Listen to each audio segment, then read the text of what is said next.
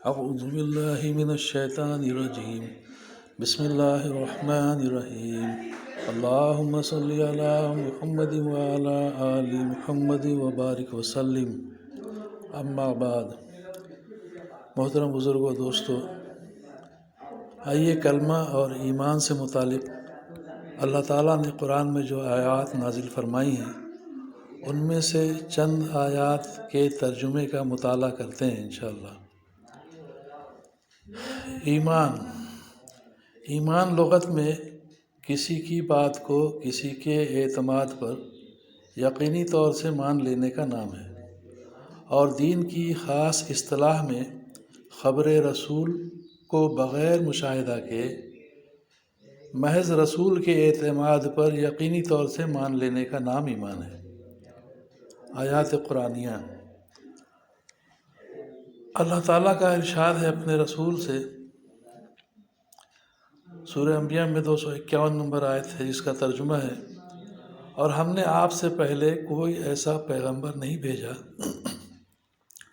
جس کے پاس ہم نے یہ وحی نہ بھیجی ہو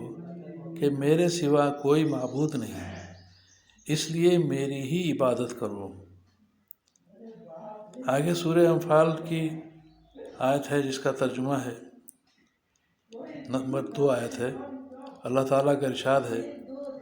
ایمان والے تو وہی ہیں کہ جب اللہ تعالیٰ کا نام لیا جاتا ہے تو ان کے دل ڈرتے ہیں، اور جب اللہ تعالیٰ کی آیتیں ان کو پڑھ کر سنائی جاتی ہیں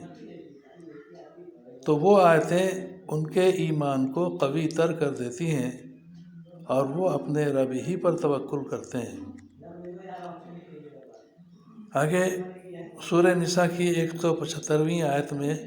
اللہ تعالیٰ کا ارشاد ہے: جو لوگ اللہ تعالیٰ پر ایمان لائے اور اچھی طرح اللہ تعالیٰ سے تعلق پیدا کر لیا تو اللہ تعالیٰ عنقریب ایسے لوگوں کو اپنی رحمت اور فضل میں داخل کریں گے اور انہیں اپنے تک پہنچنے کا سیدھا راستہ دکھائیں گے۔ جہاں انہیں رہنمائی کی ضرورت پیش آئے گی ان کی دستگیری فرمائیں گے۔ سورہ مومن کی 51 نمبر آیت میں اللہ تعالیٰ کا ارشاد ہے: بے شک ہم نے اپنے رسولوں اور ایمان والوں کی دنیا کی زندگی میں بھی مدد کرتے ہیں اور قیامت کے دن بھی مدد کریں گے، جس دن اعمال لکھنے والے فرشتے گواہی دینے کھڑے ہوں گے۔ سورہ انعام کی 82 نمبر آیت میں اللہ تعالیٰ کا ارشاد ہے: جو لوگ ایمان لائے اور انہوں نے اپنے ایمان میں شرک کی ملاوٹ نہیں کی، امن انہی کے لیے ہے اور یہی لوگ ہدایت پر ہیں۔ سورہ بقرہ کی 165ویں آیت ہے، اس میں اللہ تعالیٰ کا ارشاد ہے: اور ایمان والوں کو تو اللہ ہی سے زیادہ محبت ہوتی ہے۔ اور سورہ انعام کی 165ویں آیت ہے، اس میں اللہ تعالیٰ کا ارشاد ہے: اپنے رسول اللہ صلی اللہ علیہ وسلم سے اللہ تعالیٰ نے ارشاد فرمایا: